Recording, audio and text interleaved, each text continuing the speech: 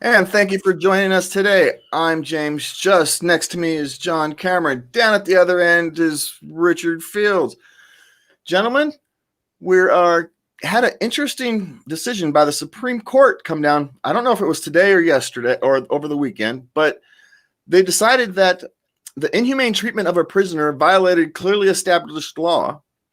But for us, ends kind of a chink in the armor of qualified immunity. They no longer have to have a specific case in order for the qualified immunity that agents of the government get if they are violating someone's basic rights. Maybe, John, you're the lawyer of the group. Maybe you can help explain it better. I'm not a lawyer. Well, you're the lawyerly type. Well, I don't know if I like that label. Quit casting aspersions on my friend. Yeah. Yeah, I would show you. I don't have belly scales, so I can't be a lawyer. I don't have belly scales. Don't show it.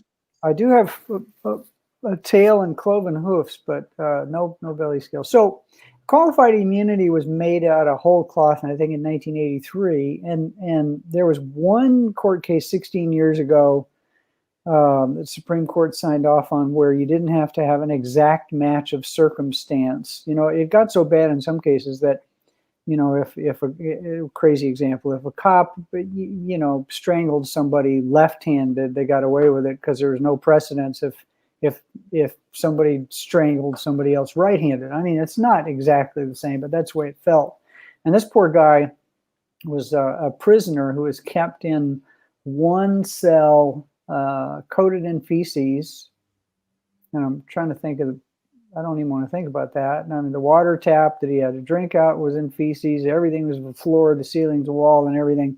And then they moved him to another cell that was freezing cold with backed up sewage. And in the lower court, the Fifth Circuit. Where's the Fifth Circuit? Do you remember, Richard? Fifth Circuit's usually a pretty decent circuit, I think, compared to the Ninth. They said that, you know, qualified immunity still held because there was no clear precedent. The background on it is the prisoner was suing because this is inhumane treatment. Yeah. And the guards were saying, no, you can't sue us. We have qualified immunity. Yeah. Anyway, so Fifth Circuit said, yeah, the guards have qualified immunity. And they were laughing at this guy as they were basically torturing him. And then over a period of 5 or 6 days. And then the Supreme Court sent it back to the lower court saying, no, this is a clear example of people violating, the guards violating somebody's constitutional rights. So they didn't really go after the qualified immunity part, but they sent it back kind of an end run about qualified immunity, saying this guy's constitutional rights were clearly violated by these guards. So I don't know how it's going to come out of the court, but you know, it came out. I mean, the Supreme Court said, you know, this case can go forward. That's what it was all about. It's a civil case going forward, and you know, like you said, they did not overrule the doctrine of qualified immunity. They just said this case is so horrendous that qualified immunity doesn't apply. Well, and then that is a good thing, because most of the cases that we see in the press are, you know, horrendous, people's treatment, people being strangled, you know, the DAs withholding exculpatory evidence. Wait, I think a vice presidential candidate was guilty of that and escaped scot-free. And so those kinds of cases, I mean, if one goes, let's see how the other ones go. I mean, it's a baby step in the right direction. Yeah. It's one of these things that once it starts getting down that road, once you start heading down that right path, it gets easier as it goes along to start fixing this problem. Because it was, as you said, they invented it out of whole cloth. They just found a way to make government agents not responsible for violating people's basic human rights. And that could never stand long term. It had to actually have, at some point, start working its way back. It's just a matter of when. It's sad that it had to take 40 years almost to one would hope, but it's still, like you said, baby steps, and every step is a step in the right direction. And you know, that, I think, a great, never mind, we'll get sidetracked. But I agree that it is a good step in the right direction. When somebody's basic human rights and rights, enumerated in the Constitution about inhumane punishment. I don't know if they use that word in the Constitution. Or the Cruel, unusual is what they use. Cruel and unusual. Cruel and unusual. That's a good first step. Yeah, I think that's. We'll talk about a bad first step. This weekend, we saw some massive hypocrisy on both the Republicans and Democrat sides. As Donald Trump supporters, they have both blocked a Joe Biden bus somewhere in Texas, prevented it from getting to a rally, and they've also done some slowdowns and blocking traffic. I mean, I think they did it at a bridge in New York, and that they had a 95-mile-an-hour Trump train somewhere in the Midwest blocking traffic. Not 95 mile an hour, 95-mile long Trump train, I guess, a 95-mile long stream of cars somewhere through the Midwest. That's a but lot. But they're blocking traffic. Now you've got Trump people blocking traffic, harassing people in public. It's essentially they've been doing what the Democrats have been doing for the last 3 years, harassing people in restaurants, blocking traffic, attacking cars. And now the Republicans are apparently doing it. And now the Democrats are all upset the Republicans are doing it. It's just massive hypocrisy on both sides. You want to say a pox on both your houses. Well, I think it's hypocrisy because what's good for the goose is not good for the gander. But it's also a symbol of the breakdown of civility, the breakdown of civilization itself, when we can't have civil discourse because we disagree politically. It's bad enough that one political side is trying to, in effect, run roughshod over the other, and that applies to both Democrats and Republicans. It's worse when they're actively thwarting the free expression of ideas, the free movement of people, etc. This is a symbol, I think, of the breakdown of civilization itself, at least in the United States. I agree, and there's lots of evidence of it, and the political machinations of it.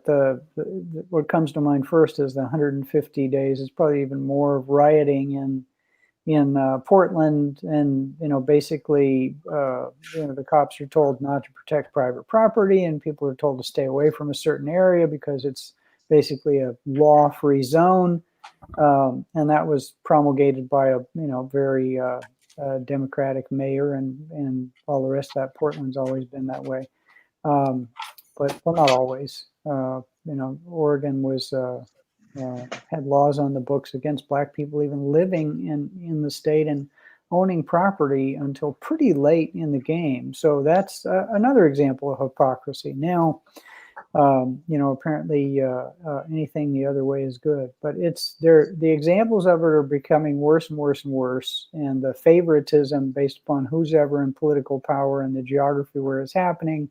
It's okay if our guys do it, if I'm in charge, your guys can't do it, and 20 miles away the opposite is true. And that when people who are elected officials whose job is to keep everybody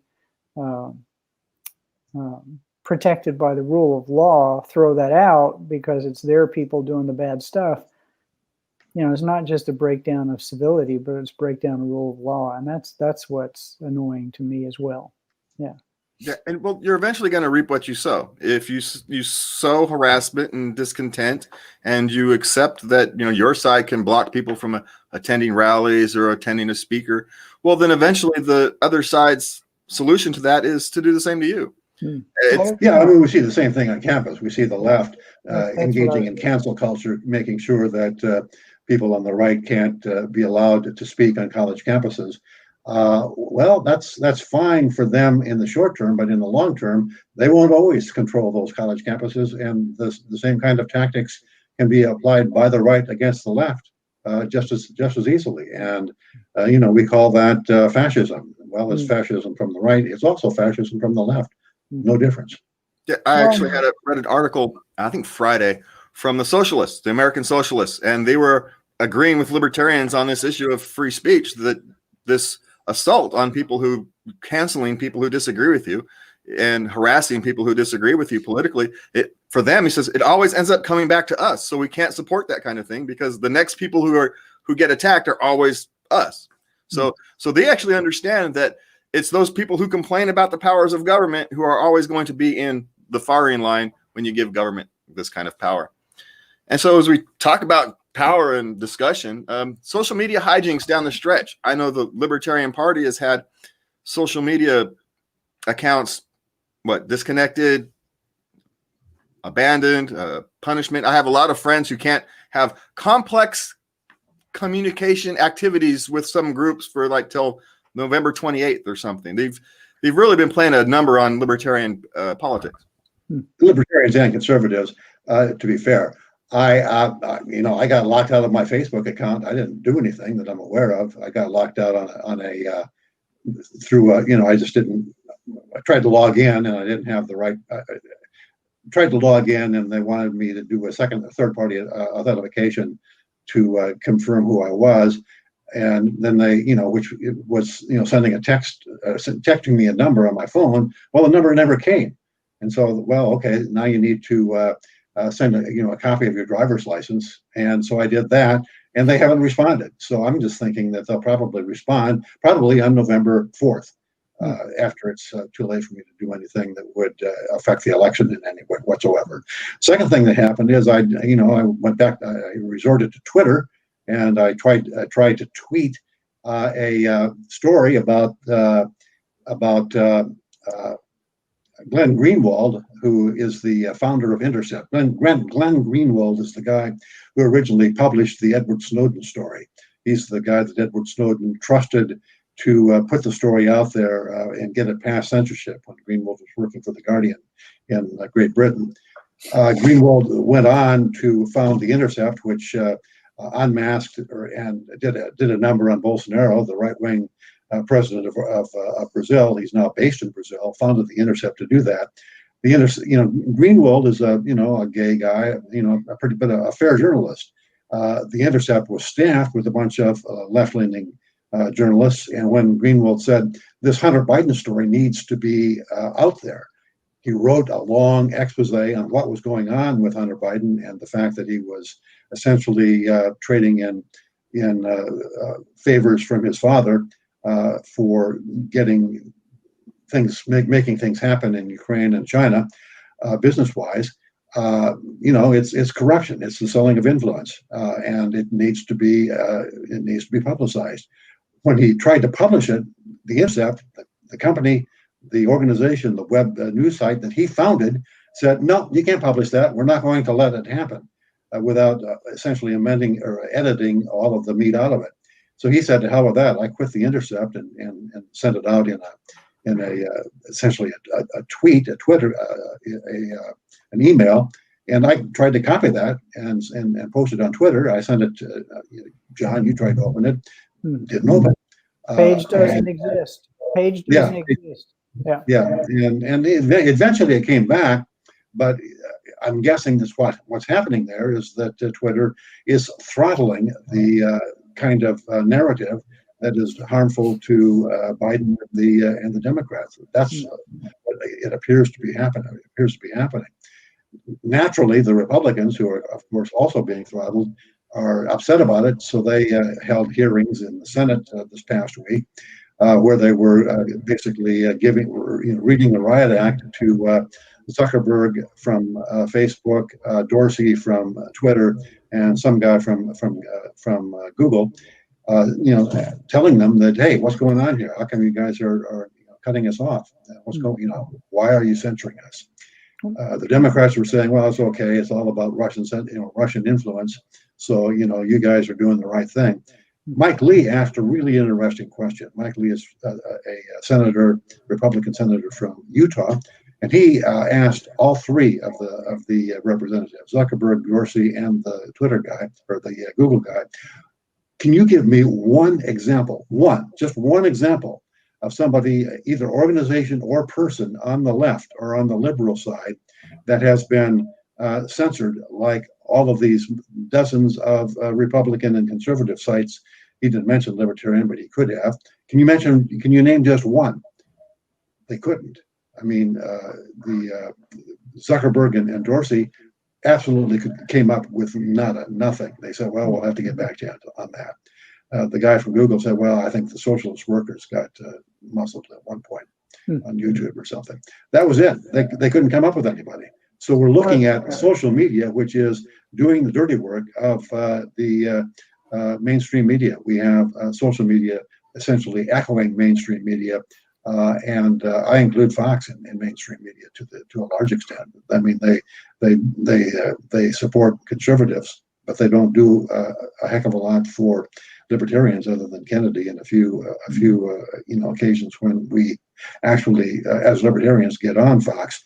The left liberal media, everybody except Fox, has kept the Jorgensen campaign off the air for the entirety of the campaign. We get coverage, fair coverage, at the local level, from local TV stations, from local radio stations, from local newspapers. Absolutely nothing from anybody at the national level other than Fox. What I find, I agree with everything you said, Richard. What I find very disheartening about this is again, you talked about hypocrisy, James, and double standards. They're saying the mainstream media and social media are saying they can't pursue or publish the Biden information because none of it's been proven. But I remember a little thing about Russian influence in the last election that not only was never proven, but was basically made up by Hillary Clinton requesting a dossier to be created that came near to impeaching a president, and there was never any proof anywhere in any of that. And the only criminal standings or criminal charges that came out of the whole mess were people lying to Congress, and those things have been thrown out. So, and lying to the FBI. Huh? And lying to the FBI. Well, yeah, but I think your the FBI can lie to you as much as they want in an interrogation. You lie to the FBI, it's a felony. Yeah, that's a felony. And then they also apparently deleted the original files on that started the whole mess because that's what they do. You know, you can't keep those old files around because there's not enough memory on the computers. So the double standards are pretty frightening, and I think Orwell would be quite comfortable with the plot the plot of this fantasy novel that we're living right now, and it is a little frightening. You know, when social media was patted on the back about the Arab Spring. The ability of people to communicate with each other, to fight for their freedom against the oppressive governments of whatever. But now that same social media is being used to suppress people talking about things that bother those in power. And you know, I'm worried about. I'm not a big social media person, but if there are no that I'm aware of. Even-handed newspapers or even-handed news sources out there, and like the Republican Party we know has actually resorted to creating quote-unquote news sites. And a lot of people are upset because they're basically just propaganda for the Republican Party and conservatives. But what do you do when you can't get your voice out in the mainstream liberal media or on social media? You have to create your own propaganda to counter it, and that's a bad place. And I can say a little here is that, you know, even the local media, at least here in town, they're not really journalists. Well, I think I've related the story here before. You know, the very first question the B editorial board asked me was, "Aren't I really a Republican?" Mm-hmm. I mean, did you ever get any coverage out of it? Did your campaign ever get any coverage from the Sacramento Bee at all? Well, we were in their voter guide. We got to fill out their voter guide, but no real coverage. That's it. So in other words, the entire did your opponent get any coverage? No, but he's not campaigning either. He doesn't have to. So yeah. He thinks he does. Well, and the other thing that comes to mind, well, it came to mind and it just disappeared out of my brain because I'm thinking about lunch. I know what it is that Jo Jorgensen in the areas where she's actually included in the polling, in many cases, is polling at a higher number than polling error. But she's not being polled hardly anywhere. So how do you know if they're not asking the question? That would be like saying, I mean, it's kind of an exaggeration numerically, but same concept. What if they didn't poll Biden? Then it looks like Trump's ruling the world. So the manipulation of the polling and the mainstream media and the social media, which was again seen as a bastion for free expression, is disconcerting, to say the least. It's frightening. It's a little scary. Yeah, there seems to be a worldwide attack on freedom of speech. In Paris and over in France, they're having issues with violence related to free speech. There's been some beheadings. There was yesterday or this morning, I don't know which, was a gun attack by Muslim terrorists. They're all upset over the showing of a Muhammad cartoon in a free speech class. And well, they beheaded the teacher. An individual beheaded the teacher who showed the cartoon in a class about free speech. I'm not a real fan of Macron, is that his name? Mm-hmm. But yeah. He, there was one of about 3 different ways to go. One would be to, ask everybody to be very careful of the Muslim population's feelings in France, because it's a powder keg. They have a huge Muslim population because they in essence had lots of colonies in North Africa, Algeria, and other countries, and a huge influx of after they gave up their colonies, an awful lot of people moved from those countries to France, and then they've taken an awful lot of refugees. So the percentage of their Muslim population is one of the highest of any major Western countries. But what he chose to do was say, no, we're not. Freedom of speech is important to this country. You have to be able to express yourself, and you can't worry about upsetting somebody's feelings. And that whole idea that based upon religion, you can do these atrocious things, and that free speech should be censored, carries over into an unnamed religion here in the U.S. that's had a free rise for years, environmentalism. And there's, I don't know if there's been any beheadings, but there's certainly been crimes done in the names of Gaia or Mother Earth or all the rest of that. Maybe not as obvious as beheadings. If there were, then there has been things like spiking trees, which leads to people being killed. So it's not direct murder, but it's indirect murder. Yeah. So it's a bad thing. But I'm pleased to see the French not, I guess, getting tough or at least defending free speech. It would be nice if people in this country did the same thing. I mean, like you said, James, that the people who are suppressing speech now won't always be in power. And this reminds me of was it the Crystal Night in the book Burnings in when the brown shirts was it in Berlin? Yeah, Nazi Germany, Crystal Night. Yeah, Nazi Germany. Yeah, Kristallnacht. It's not far removed from. And it seems like it is, but it isn't. Once you start suppressing people's beliefs and ability to speak and all the rest of that, it's an easy road to seeing them as not people. And once you see them as not people, they are not people because they're Republican, or they're not people because they're Democrats, or they're not people because they're not green, then whatever you do to them is much easier to do when you no longer label them as human. Different is non-human. And the first step to that is suppression of their ideas. And that's what happened in Nazi Germany. And it wasn't too many years after that there were slave labor camps. And, you can say, oh, that would never happen here, and those things would never happen here. But some horrible things here have been done in the names of safety and freedom and all the rest of that. Yeah, well, 1920s Germany is one of the most progressive places in the world, and then a few short years later, they were one of the most repressive. So it can turn on a dime. Yeah. And once you accept the reality that society gets to dictate what you as a human being can think, say, and how you can behave, well, then society can tell you how to think, say what you can say, and how you can behave. It's once you head down that path, you're headed down that path. And, you know, it's people like to talk about the slippery slope doesn't exist, but it does. The whole life is kind of prepared about the slippery slope.